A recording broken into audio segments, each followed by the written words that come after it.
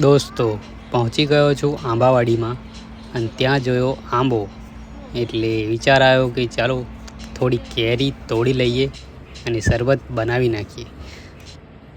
તો મેં મારી વાઈફને કેરી તોડી આપી અને મારી વાઈફે ચાલુ કરી દીધું શરબત બનાવવાનું.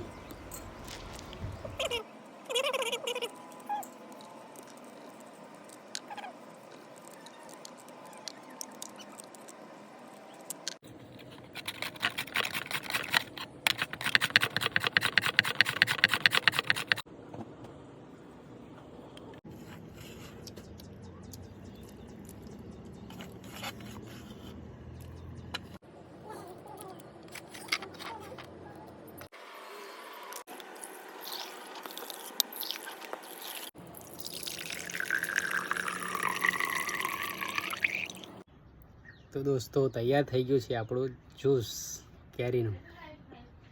આવા તાપની અંદર પીવાની મજા આવી જાય.